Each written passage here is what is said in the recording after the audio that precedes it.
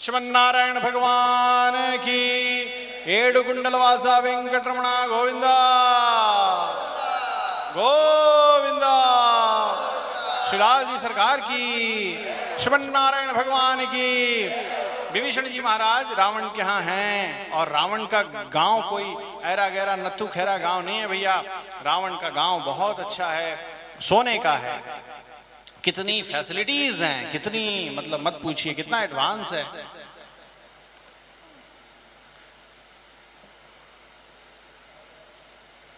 तो ध्यान दीजिए, रावण ने बहुत बड़ा अपचार किया।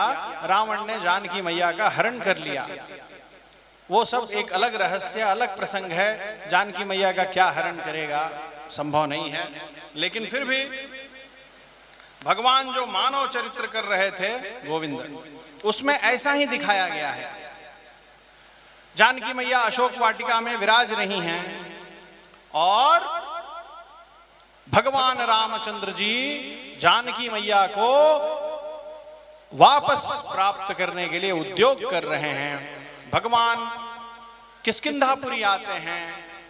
भगवान को हनुमान जी मिलते हैं, भगवान के परम सेवक हनुमान जी महाराज। और उसके बाद बाली का वध होता है। भगवान के सेना नायक सुग्रीव जी महाराज मिलते हैं और वानर सेना के साथ लाल जी सरकार समुद्र के तट पे पहुंचते हैं और समुद्र के ऊपर लाल जी सरकार राम सेतु बांधते हैं। राम सेतु का निर्माण होता है। अद्भुत। भगवान रामचंद्र जी के श्री चरण लंका द्वीप पे पहुंचते हैं, सागर के तट पे हैं। गोविंद। ध्यान दीजिए, अब भगवान सेना लेके आ चुके हैं, बिल्कुल करीब आ चुके हैं। अब युद्ध अवश्यम भावी है, होगा ही होगा। रावण एक सभा करता है और उस सभा में रावण कहता है युद्ध होने वाला है, युद्ध होगा। आप सभी अपनी अपनी जिम्मेदारी बताइए। रावण युद्ध नीति में बड़ा कुशल था, छोटा मोटा आदमी नहीं था। जितने भी उसके मंत्रीगण सदस्यगण थे, सबने अपनी अपनी भूमिका बताई। महाराज मैं ये करूंगा, मैं ये करूंगा, मैं पूरब संभालूंगा, मैं पश्चिम संभालूंगा, मैं उत्तर संभालूंगा, मैं दक्षिण संभालूंगा। जैसा युद्ध नीति चलता है वैसा। रावण ने देखा विभीषण कुछ नहीं बोल रहा है, विभीषण की तरफ देखा। विभीषण तुम क्या करोगे? विभीषण ने कहा महाराज आप ये युद्ध मत करिए, इसमें आपकी भलाई नहीं है। आप ये अनुचित है और आप ये युद्ध जीत भी नहीं पाएंगे। महाराज आपने देखा उस सेना का एक छोटा सिपाही आया था जानकी मैया का पता लगाने, हनुमान जी महाराज नाम था। महाराज क्या हुआ? उसने पूरे लंका को जला दिया। महावीर थे वो। और महाराज आपके पुत्र अक्षय कुमार का वध कर दिया। क्या नहीं किया? उसी दिन ये कथा समाप्त हो जाती। महाराज उनके प्रभु की आज्ञा नहीं थी, नहीं तो वो आपको बांध के ले जाते। लेकिन बस आज्ञा नहीं थी। उन्होंने जाते जाते क्या कहा? मैं राम का दूत हूं, अभी सेना का सबसे छोटा सिपाही हूं, पूरी सेना वहां है। ये बात सच है। जब वो ऐसे हैं तो स्वयं राम कैसे होंगे? महाराज ये गलत बात है। आपका स्वरूप ऐसा नहीं है। आप अभिमान में सब देख रहे। रावण को गुस्सा आ गया। भगवान के बारे में किसी को सुनाना भी बड़ा, कभी कभी दंड मिलता है, बड़ा भयानक दंड मिलता है। सुन रहे हैं जी सब लोग? क्या मिलता है? कभी कभी लोग बड़ा दंड देते हैं, बहुत दंड देते हैं, मारते पीटते भी हैं कभी कभी। और कभी कभी मुंह से ऐसी बात बोलते हैं, अरे राम राम राम राम राम राम राम ऐसी बात बोलते हैं कि मारने से भी ज्यादा पीड़ादायी हो जाता है, बहुत तकलीफ हो जाती है। कोई बात नहीं। तो रावण ने वही किया। रावण ने पद प्रहार किया, पैर से मारा विभीषण को, और क्या कहा, रे दुष्ट, जिस राम का गुण गाता है उसी राम के पास चला जा, आज से तू मेरा शत्रु। अब दास जो कहना चाहता है वो ध्यान दो। विभीषण कहाँ रहते थे? सोने की लंका में, उस जमाने की सबसे एडवांस सिटी थी। अभी वाशिंगटन डीसी से भी बढ़िया थी, मालूम है? क्या बात थी, क्या वो सिटी होगी। अभी तो बच्चे से कह दो कि जरा अमेरिका से वापस आ जाओ, मठ में सेवा करना है, तो आएगा नहीं। बोलता है स्वामी जी बारिश होती है तो पानी नहीं निकलता है, मैं नहीं आऊंगा। बहुत ऐसे बच्चे, बहुत बच्चे आते हैं। खैर ध्यान दीजिए कैसे अच्छे से रहता था होगा। और दो चीज उसको गिफ्ट में मिली, संग के संग राम की भक्ति करने का दो गिफ्ट उसको साथ साथ मिला। एक, दुनिया के सबसे जो पावरफुल, घोषित पावरफुल थे रावण, उनसे बैर हो गया ना। दुनिया के सबसे बड़े आदमी से कोई बैर लेगा? और तीसरा, शरीर का कपड़ा छोड़ के सारा बैंक बैलेंस सीज कर दिया उसने, इमीडिएट कर दिया होगा ना। इतना बुरा हालत कि विभीषण अपने घर भी नहीं गए ना, कुछ नहीं, सिर्फ शरीर पे जो कपड़ा था बस उतना ही रह गया। यही विश्वास दिख जाएगा। जो नहीं सुना है, जो सत्संग में नहीं बैठा है, जो भगवान के दासों का संग नहीं किया है, उसकी शरणागति यहीं टूटती है। ये क्या हो गया? राम के चरणों में प्रेम का ये फल, समझ गए जी? लेकिन विभीषण तो विभीषण थे साहब, विभीषण तो सब जानते थे। अरे भगवान मेरे प्रारब्ध को छुड़ा रहे हैं, मेरे दास के लिए भी यही उचित है। ध्यान दे। विभीषण जी चले, कहाँ चले? भगवान के पास चले। कैसे चले? एकदम उदास, दुखी, मुंह मलिन, ना ना ना ना ना, एकदम प्रसन्न होके चले, आनंदित होके चले, गदगद चले। गदगद कहते हैं ना। किसी ने पूछा विभीषण अब गदगद होने के लिए क्या बचा है, इतना गदगद क्यों है? दो ही लोग गदगद होते हैं, या तो ज्ञानी और या तो मूर्ख। मूर्ख भी 24 घंटे गदगद रहता है, और या तो ज्ञानी गदगद रहता है।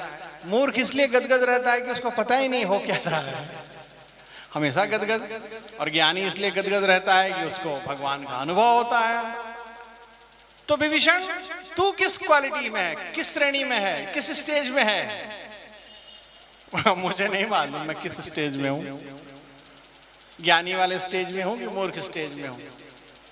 हाँ लेकिन मैं गदगद हूं, मुझे आनंद आ रहा है। अच्छा मैं खुद डिसाइड कर लूंगा तू किस स्टेज में है, मुझे पहले बता कि तू इतना गदगद क्यों है। तो उन्होंने कहा मालूम है, मुझे ऐसा अनुभव हो रहा है कि भगवान जब कृपा करते हैं तो हमें ज्ञान होता है कि भाई मोह माया को छोड़ो, ये संसार एक दिन छोड़ना है। क्रोध मद मोह मात्सर्य को छोड़ो, जो हमारे दोष हैं उनको छोड़ो, भगवान में लगो। ध्यान देना, भगवान कृपा करते हैं तो हमें ये ज्ञान होता है कि दोष को छोड़ो, भगवान में लगो, ये भगवान की कृपा है। लेकिन भगवान जब अपनाते हैं तो हमें ये अनुभव नहीं होता है कि दोष को छोड़ो। भगवान जब हमें अपनाते हैं तो दोष ही हमें छोड़ के भाग जाते हैं। आज भगवान ने मुझे अपनाया है, आज मैंने रावण को नहीं छोड़ा है, रावण ने ही मुझे छोड़ दिया है। अरे रावण ने अपने मुंह से कहा है कि तुम किसके पास जाओ? राम के पास जाओ। आज मैंने बीमारी को नहीं छोड़ा है, बीमारी नहीं, तो इसमें दुख होने की क्या बात है? मैं गद हूं। अरे तेरा बैंक बैलेंस सीज कर दिया, हटाओ बैंक बैलेंस। जिसके पास जा रहा हूं वो स्वयं अद्भुत हैं। वाह, क्या उनका नाम है बताओ? लोकाध्यक्ष, सुराध्यक्ष, धर्माध्यक्ष, अध्यक्ष अध्यक्ष अध्यक्ष। इंग्लिश में उसका तर्जुमा होगा प्रेसिडेंट प्रेसिडेंट प्रेसिडेंट, अध्यक्ष अध्यक्ष, लोकाध्यक्ष, सुराध्यक्ष, धर्माध्यक्ष, लोकाध्यक्ष इस संसार के प्रेसिडेंट, सुराध्यक्ष देवताओं के प्रेसिडेंट, देवता कहते हैं ना, जय जय सुरनायक जन सुखदायक प्रणत पाल भगवंता, गोद्विज हितकारी जय असुरारी सिंधु सुता प्रियकंता। जय जय सुरनायक, रामचरितमानस का है, गूगल करो अभी मिल जाएगा। जय जय सुरनायक, नायक माने अध्यक्ष, हे हमारे नायक, हे हमारे स्वामी। तो धर्माध्यक्ष, जो धर्म के अध्यक्ष हैं, लक्ष्मीपति हैं, अवाप्त समस्त काम हैं, श्रियः पति के शरण होकर फिकर करना।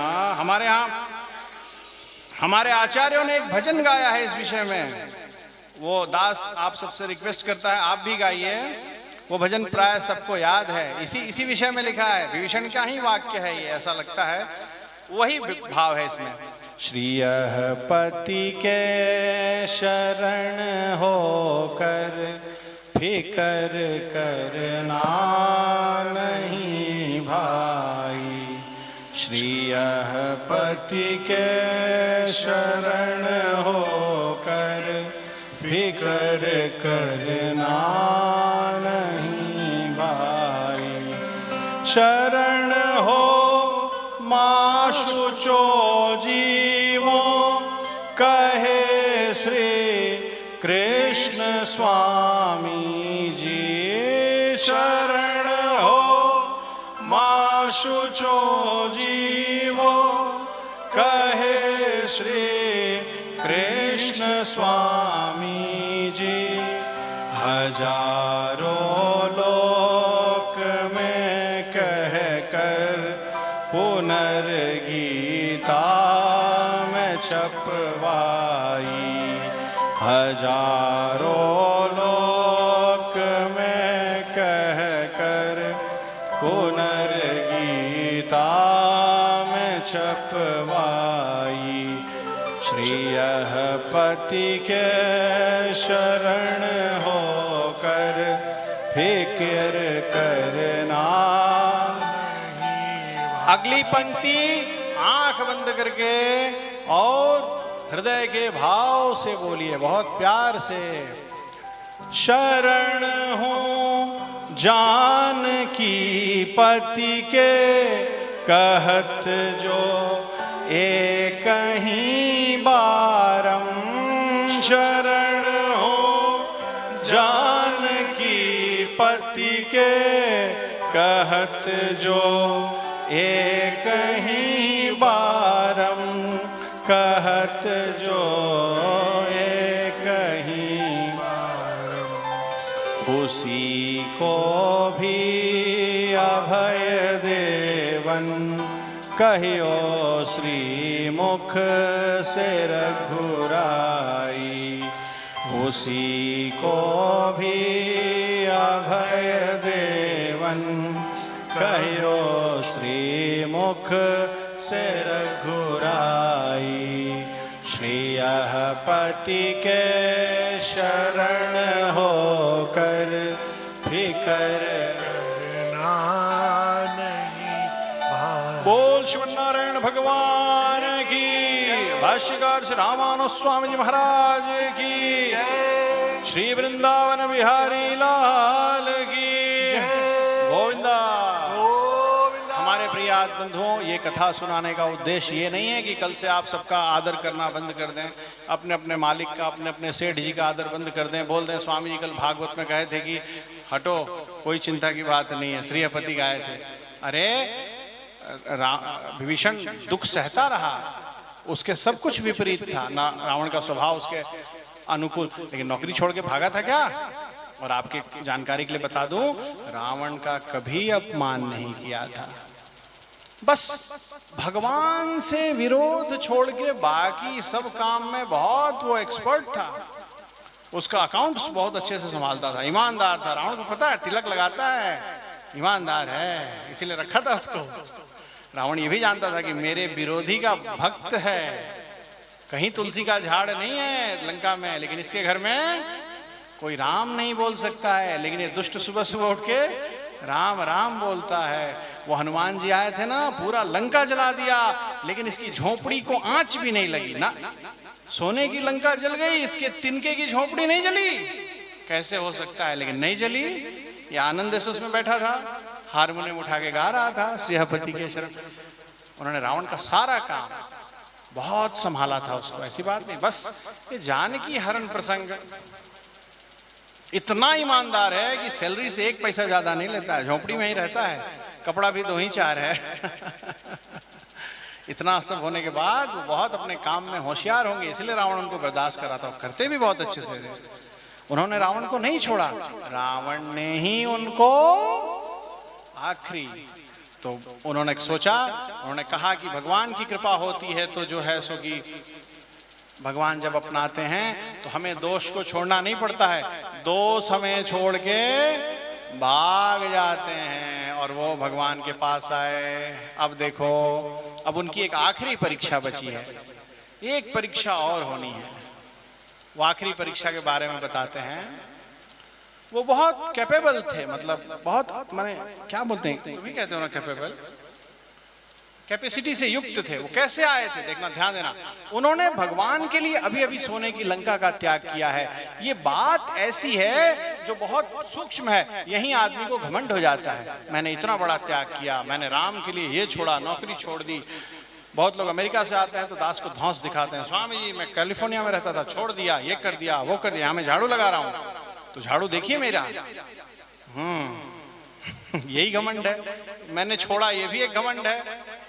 अब उन विभीषण की आखिरी परीक्षा होने ही वाली है, हम सबकी होगी। वो कैसे आए? आकाश मार्ग से आए, उड़ते हुए आए। भगवान भी कम परीक्षा नहीं लेते हैं। अरे राम राम राम राम राम। भगवान जब परीक्षा लेने पे आते हैं ना भैया, तो जिसका सत्संग कच्चा है वो तो रास्ते में ही रह जाता है। अब देखो ना, रावण सोने की लंका में रहता है और विभीषण को अपनाने आए हैं। सीता मैया तो बहाना है, भगवान विभीषण को अपनाने आए हैं। और तो रावण से भी ज्यादा ऐश्वर्य दिखाना चाहिए ना, दिखाना चाहिए कि रावण का ऐश्वर्य कुछ नहीं है, मैं स्वयं लक्ष्मीपति हूं। तो आए थे फकीर जी महाराज बन के, पैर में चरण पादुका नहीं, शरीर पर एक वस्त्र, सिर में जटा, सोने के लिए गद्दा नहीं, रहने के लिए घर नहीं, चांदी सोने की थाली नहीं, चूल्हा नहीं, दास दासी नहीं, तकिया तक नहीं। राम अपने हाथ का तकिया लगा के सोते थे, मालूम है ना। और साथ में जो लोग हैं वो सब फकीर, हनुमान जी महाराज भी वैसे, सुग्रीव भी वैसे, जामवंत भी वैसे, नल नील सब के सब वैसे। कोई छोटा मोटा भक्त होता तो उसका तो विश्वास ही डोल जाता, बोलता अरे भैया रावण का पक्ष पकड़ूंगा, ये ज्यादा मजबूत पार्टी दिख रही है, इसके पास सोने की लंका है, ये बलवान है, सोने के रथ पे चलता है, अरे इसके नौकर चाकर, इसके सिपाही तक इतना बढ़िया सूट पहनते हैं। और वो महाराज जी को देखो, यही चाहिए, गुरु के द्वारा प्राप्त नजर यही चाहिए बस। यदि सत्संग नहीं होगा तो राम मिलके भी नहीं मिलेंगे। देखे, लेकिन विभीषण को सब पता था, अरे ये सब तो राम की मजबूरी नहीं है, ये वस्त्र, ये स्वरूप, ये हाथ के तकिया बना के सोना, ये राम की मजबूरी नहीं है, राम की कृपा है। क्या है? वो कृपा को वो देख रहा था। और कहाँ पहुंच गया? उड़ते हुए वहां पहुंच गया।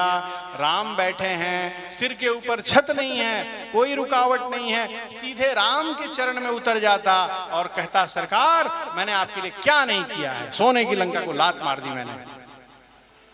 लेकिन नहीं, यही संभाला खुद को, जाके रुक गया, ठिठक गया।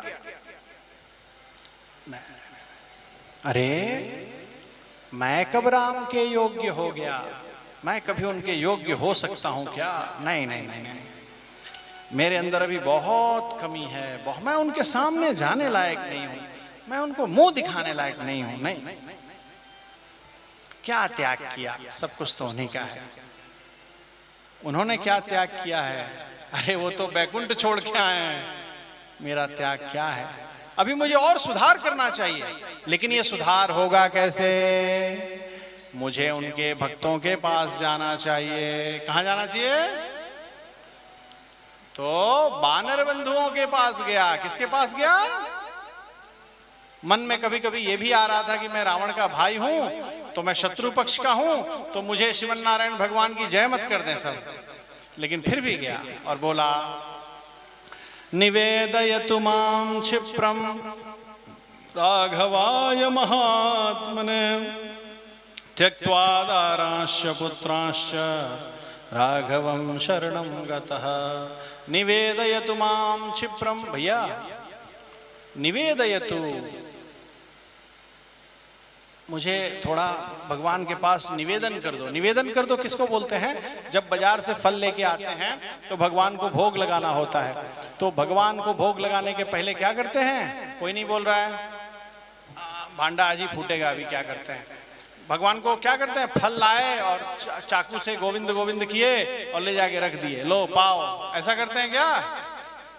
क्या करते हैं? क्या करते हैं? अच्छा अम्मा जी लो, आप लोग मत बताइए, ये लोग बताएंगे। क्या करते हैं भाई? भोग लगाया होगा तब तो बताएंगे। क्या करते हैं? पीते हैं मुरारी पो, हाँ यही करते हैं। बहुत बढ़िया। यादृशी या गोवर्धन मूर्धनि या च पृथुके स्तन्ये यशोदार्पिते भारद्वाज समर्पिते सबरिखा दत्ते धरे योषितां या प्रीतिर्मुनि पत्नी भक्ति रचिते अत्रापि तां तां कुरो अत्रापि तां। विदुर जी महाराज का नाम लेके, सबरी माई का नाम लेके, गोपिकाओं का नाम लेके, यशोदा मैया का नाम लेके भोग लगाते हैं। बराबर है ना? ये प्रभु ये मत देखना, मुझे मत देखना, इस प्रसाद को मत देखना। या प्रीतिर, जैसा विदुर जी को देखा था, जैसा सबरी को देखा था, वैसे देखना। वो अलग विषय है, ध्यान देना। अभी भी कुछ कमी थी। क्या कमी थी? वो आएगी। देखो उन्होंने कहा निवेदयतु मां क्षिप्रम, मेरा निवेदन कर दो भगवान से। वानर बंधुओं ने, अरे दुश्मन का भाई आ गया, पकड़ो मारो जेल में डालो कैद कर लो, सब कहा, लिखा है सब कहा। ये सूचना राम जी तक गई कि विभीषण आया है, खड़ा है। हमने पकड़ा नहीं अभी तक उसको, लेकिन आपका हुक्म हो तो पकड़ लें। और संदेशा कहता है भगवान से मिला दो। अभी भी उनके जीवन में एक चीज की बड़ी कमी थी, वो सीधे राम से कनेक्ट होना चाहते थे। राम नहीं कनेक्ट होंगे, बीच में भी गुरु नहीं था, गुरु का आशीर्वाद नहीं था। समझ गए ना जी? एक प्लग चाहिए ना पावर हाउस और बल्ब को कनेक्ट करने के लिए, वही नहीं था। होल्डर नहीं था, होल्डर या वायर नहीं था। भगवान जानते थे अभी एक कमी और बची, अभी दूर कर देता हूं। भगवान ने कहा सुग्रीव विभीषण आया है, क्या करना चाहिए? भगवान लीला कर रहे थे। सरकार ये तो बड़ा अच्छा हुआ है, ये आप ही की कृपा से हुआ है। वो दुष्ट को पकड़ के खूब सताएंगे और सारे भेद उगलवाएंगे, 3rd डिग्री तक ले जाएंगे। चुप अंगद, क्या करें? 3rd डिग्री की नौबत नहीं सरकार, मैं गदा से मार के उसका गोविंदा गोविंदा। अरे चुप, क्या करें नल नील? अरे सरकार पुल बनाने में कितना बाधा दिया था, देर मत कीजिए, इमीडिएट बाण छोड़िए। हनुमान जी चुप बैठे थे, कुछ बोल नहीं रहे थे। सबसे बहुत लोगों से पूछ के भगवान ने आखिरी में कहा, हनुमान मेरे प्यारे बच्चे बताओ मैं क्या करना चाहिए विभीषण के साथ? उन्होंने कहा सरकार विभीषण को उठा के छाती से लगाना चाहिए। प्रभु उसने आपके लिए सब कुछ छोड़ा, एक कपड़े में आ गया है, कुछ नहीं है उसके पास। प्रभु दास गया था जानकी मैया का पता लगाने, मालूम है वो बैठ के आपका नाम ले रहा था। यदि आज आप विभीषण को लौटा देंगे, प्रभु आपकी कीर्ति जो कभी कलंकित नहीं हुई है वो कलंकित हो जाएगी। प्रभु मैं गारंटी देता हूं वो रावण का भाई है, लेकिन रावण जैसा नहीं है, वो महाभागवत है, वो बस उसके जैसा कोई है नहीं। श्रीमन नारायण भगवान की पुरस्कार। एक हनुमान जी को ही भगवान ने गुरु बना दिया और हनुमान जी ने क्या किया? उसका फेवर किया। बताया एक माने, और भगवान ने सुग्रीव की तरफ देखा, सुग्रीव विरोध कर रहा था ना भगवान ने कहा सुग्रीव जाके विभीषण को लेके आओ। आनयनम हरिश्रेष्ठम, मालूम है कौन है? और जैसे ही सुग्रीव आया भगवान ने कहा मैं राम, मैं ही नक्षत्र हूं, मैं ही मुहूर्त हूं, मैं ही समय हूं, मैं ही शुभ हूं, मेरे बाद कुछ है, मैं कहता हूं, मैं अभी इसी तारीख, इसी क्षण, इसी समय, इसी मुहूर्त में लंका के राज्य पे विभीषण का राज्य अभिषेक करता हूं। श्रीमन नारायण भगवान की। विभीषण तो पैरों में ही रहे, बोले नहीं सरकार, दास इसके लिए नहीं आया है, राजा बनने नहीं आया है, और दास को चाहिए भी नहीं, बस अब दास को अपने पास सदा के लिए रख लीजिए। रावण वध हो गया, विभीषण खुश नहीं हुए, प्रसन्न नहीं हुए, लंका का राज्य दिया। जैसे पुजारी जी प्रसाद देते हैं तो कोई ये नहीं कहता है कि मालूम है मैं कौन हूं, मिलियनेयर हूं, क्या मेरे को 2 रुपए का सेव दे रहा है, दुष्ट कहता है क्या? वो भगवान के भाव से ले लेता है कि नहीं? पुजारी जी 1 चम्मच पानी देते हैं, तीर्थ लोग लेते हैं, कोई कहते हैं मेरे घर आरओ लगाया 10,000 का, एक तुम्हारे 1 चम्मच के पानी में क्या वैल्यू है। जैसे हम प्रसाद लेते हैं वैसे ही विभीषण ने लंका का राज्य रावण वध के पश्चात ले लिया, बैठा, मुकुट पहना, खड़ा हो गया, बस हो गया, और भगवान के साथ पुष्पक विमान में बैठ के गोविंदा, मालूम है ना अयोध्या आ गया था और जाता ही नहीं था। भगवान कहते थे विभीषण जाओ लंका को संभालो, बैसाख में चला जाऊंगा, बैसाख में जाओ, जेठ में चला जाऊंगा, जेठ में जाओ, आषाढ़ में चला जाऊंगा, आषाढ़ में जाओ, सावन सामने है, झूला उत्सव कौन करेगा, मैं हूं ना, झूला उत्सव देख के जाऊंगा। आषाढ़ में ऐसे सारा समय बिता देता था। भगवान ने एक दिन पूछा विभीषण तुम्हारे मन में क्या है, सच सच बताओ। उसने कहा सरकार मैं कभी नहीं जाऊंगा, मैं यहीं रहूंगा। आप लोग मारवाड़ी में कहते हैं ना मैं अठे ही रहूं, अठे अरे ये छोड़ के कौन जाना चाहता है, मेरा डिमोशन कर रहे हैं, मैं नहीं जाऊंगा, लंका कौन संभालेगा। अरे कैसी बात करते हैं, मुझे भ्रम में डालते हैं, इतनी बड़ी पृथ्वी को संभालते हैं। वो आकाश में लगा है ना, वो क्या नाम था उसका पुराना, वो क्या ना, Hubble Hubble Hubble Hubble telescope, कितने ब्रह्मांडों को, अनंत आकाश, इस पूरे गैलेक्सी को देखता है। प्रभु इतना कुछ संभालते हैं आप, हर जगह विभीषण है क्या? नहीं है, सब तो आप संभालते हैं, और कहते हैं लंका कैसे संभलेगी, आपकी कृपा से लंका संभली हुई है। ठीक है विभीषण, और थोड़ा दिन रहा, फिर भगवान ने कहा विभीषण सुनो सुनो मेरे बालक। सीता मैया ने समझाया, सुनो बालक, जैसे तुमसे प्रेम है राम को, वैसे लंका वासियों से भी प्रेम है। तुम नहीं जाओगे तो व्यवस्था बिगड़ जाएगी, जाओ संभालो लंका को। कितना वर्ष बीत गया। उसने कहा माँ मैं जी नहीं पाऊंगा, मेरा परमपद हो जाएगा। तो बहुत सुंदर है, भगवान रामचंद्र जी ने उनको रंगनाथ भगवान दिया। रंगनाथ जी है ना, रंगनाथ जी कहाँ है? हाँ, बोला देखो इनमें और मुझ में कोई फर्क नहीं है। भगवान राम खुद उनकी सेवा करते थे, बोले ये मैं ही हूँ, हम दोनों एक हैं, मालूम है तुमको।